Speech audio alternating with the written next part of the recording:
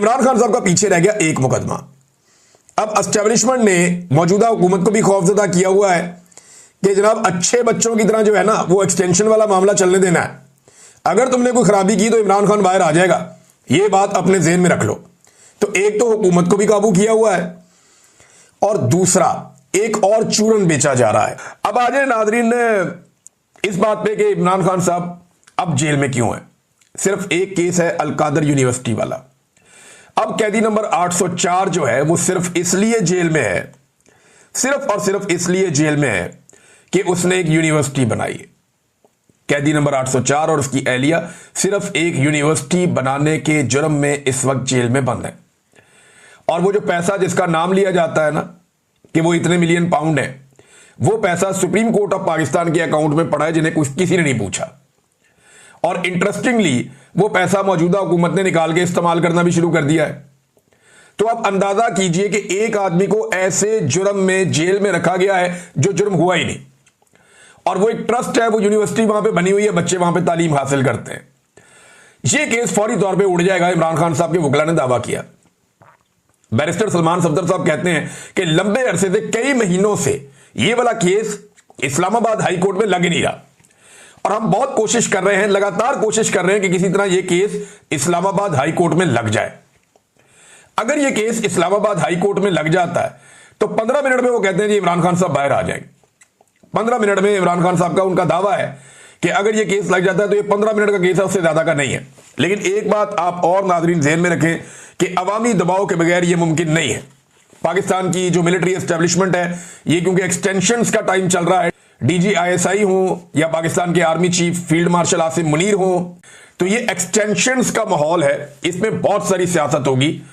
जो मौजूदा पाकिस्तान की मिलिट्री एस्टेब्लिशमेंट है वो हुकूमत के ऊपर दबाव भी डालेगी और दबाव डालने के लिए उनके पास जो सबसे बड़ा हथियार है वो जेल में बैठा हुआ कैदी नंबर 804 है। एस्टेब्लिशमेंट ये कोशिश करेगी कि नून लीग को डराए कि जनाब हम जजों को दबाना छोड़ देंगे, हम नाइंसाफी करना छोड़ देंगे और इमरान खान बाहर आ जाएगा। और अगर कैदी नंबर 804 बाहर आ गया तो वो आप सारों को खा जाएगा। लिहाजा चुप करके जो ਅਸੀਂ कह रहे हैं ना वो काम करते हैं आप। तो ये एक्सटेंशंस का मौसम है, दबाव डालने के लिए भी इन चीजों को इस्तेमाल किया जा सकता है। ज्यादा लोगों को खुश होने की जरूरत नहीं है, लेकिन अगर अवामी दबाव बढ़ा और बैरूनी और अंदरूनी दबाव ने मिलकर काम किया और अदलिया इसी तरह से फैसले देने पर मजबूर रही तो इमरान खान साहब फिर बाहर भी आ जाएंगे। ये बाहर भी आ सकते हैं, ये जल्दी हो सकता है। लेकिन याद रखिएगा कि जो कुछ भी अगले 2-3-4 महीनों में होगा वो आर्मी चीफ की और DGISI की एक्सटेंशंस के साथ जुड़ा हुआ मामला होगा, उससे अलग मामला नहीं होगा। नाज़रीन ने जो एक ख्वाहिश का इजहार किया गया था फील्ड मार्शल आसिम मुनीर साहब की जानिब से सुहेल बड़ाइच के सामने, और सुहेल बड़ाइच साहब ने वो ख्वाहिशात एज इट इज छाप दी थी, बजाय इसके कि वो आर्मी चीफ से सवालात करते, उनसे पूछते। और वैसे सुहेल बड़ाइच का देखें, उनको तो जो कहा गया उन्होंने डाकिए का काम किया, सहाफी वाला काम नहीं किया। वरना वो पूछते कि जनाब 8 फरवरी के इलेक्शन में आपने क्या किया। असल में सुहेल बड़ाइच का कसूर ये नहीं है कि उन्होंने जो आर्मी चीफ ने कहा वो लाके छाप दिया।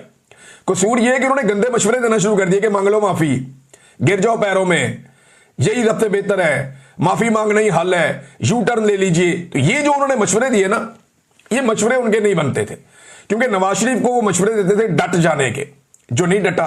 इमरान खान को वो मशवरे देते हैं हट जाने के, जो नहीं हट रहा। तो ये सुहेल बड़ाइच साहब का कसूर अगर कहीं है तो वो यहां पे है। मुझे लगता है वो जो आर्मी चीफ ने उन्हें कहा उसे एज इट इज छाप देना, ये तो कोई जुर्म नहीं है। अब सुहेल बड़ाइच के खिलाफ जो है वो DGISPR ने स्टेटमेंट दे दिया है। DGISPR का जो स्टेटमेंट है वो बड़ा इंटरेस्टिंग है, मैं आपके सामने रखता हूं।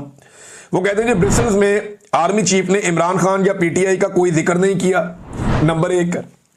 नंबर 2, सुहेल बड़ाइच ने अपने जाती फायदे के लिए मन घड़त कहानी घड़ ली है, मन घड़त कहानी।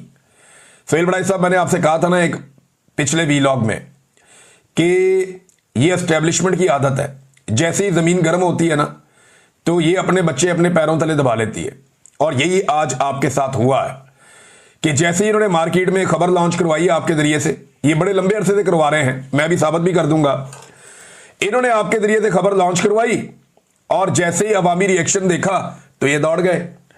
अब इनके भागने के बाद आप बताएं आप क्या करेंगे। सुहेल वड़ाइच साहब के पास ऑप्शन बहुत थोड़े हैं। देखिए, जाती फायदा भी करार दे दिया, मफाद परस्त करार दे दिया सुहेल वड़ाइच को, और साथ ही कह दिया कि झूठ भी बोलता है, मन घड़त कहानी उन्होंने खुद ही घड़ ली है। और साथ ये भी कहा कि जनाब वो मुलाकात तो लोगों के बीच में हुई थी, सुहेल वड़ाइच की अलग से हुई नहीं। फिर उन्होंने ना सिर्फ सुहेल वड़ाइच को रगड़ा दे दिया बल्कि जंग ग्रुप को भी रगड़ा दे दिया। उन्होंने कहा जी मीर शकील उर रहमान का इदारा, उन्होंने कहा जी कि इदारे को भी जिम्मेदारी का सबूत देना चाहिए था। अब सवाल यह है कि DGISPR आपके आर्मी चीफ के हवाले से बकौल आपके झूठी खबरें छप रही हैं, तो यहां तो छोटी छोटी बात के ऊपर पीका ऑर्डिनेंस लग जाता है। क्या अब आप जंग और जियो ग्रुप के ऊपर और सुहेल वड़ाइच के ऊपर पीका ऑर्डिनेंस लगाएंगे? ये नहीं लगेगा। फिर कई जगह पे लोगों ने रिपोर्ट किया कि आर्मी चीफ भी यही चाहते हैं कि माफी मांगे इमरान खान सच्चे दिल से। और अब जो है वो सुहेल वड़ाइच साहब ने बाकायदा तहरीरें लिख के साबित कर दिया आर्मी चीफ से मुलाकात के बाद। एक इन्होंने आपस में एक सेल्फी टाइप की फोटो भी भिजवाई है और बता रहे हैं कि जनाब माफी मांगे, वो भी सच्चे दिल से। तो ये जो ख्वाहिश है ये बहुत पुरानी है। ये जब मैं ISI की कैद में था तो मुझे भी आके इन्होंने पूछा था कि इमरान खान कब तक टूट जाएगा। मैंने पूछा क्या मतलब है उसका, उन्होंने कहा जी उसका मतलब है माफी मांगे। इमरान खान गिड़गिड़ा के माफी मांगे हमसे।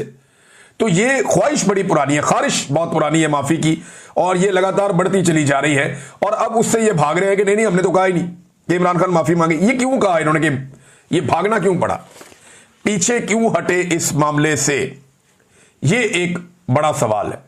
पीछे अवामी रद्द अमल की वजह से हटे, और इमरान खान साहब का केस नेशनल और इंटरनेशनल लेवल पे बहुत मजबूत हो गया कि उन्हें विक्टिमाइज किया जा रहा है। इमरान खान साहब का कोई ताल्लुक नहीं इन मुकदमात से जिन्हें उन्हें जेलों में रखने के लिए इस्तेमाल किया गया है। नाज़रीन, DGISPR का स्टेटमेंट का एक और हिस्सा भी है, बड़ी उल्टी गंगा बह रही है।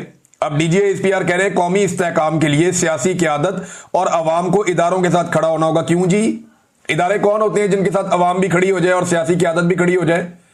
अवाम मुंतखब करते हैं सियासतदानों को और हुकूमत बनाते हैं। ये हुकूमत रियासत को चलाती है और ये इदारे हुकूमत के अंडर आते हैं। इदारों का काम है जो उन्हें हुक्म दिया जाए वो हुक्म बजा लाएं। इदारे कोई मामे चाचे नहीं बन गए पाकिस्तान के, ये इदारे पाकिस्तान की अवाम की खिदमत के लिए हैं, पाकिस्तान की अवाम की नौकरी और चाकरी के लिए हैं। हम तनख्वाह देते हैं इन इदारों को और इनमें बैठे हुए लोगों को कि तुम हमारी नौकरी करो, हमारी खिदमत करो, नहीं करनी तो घर जाओ।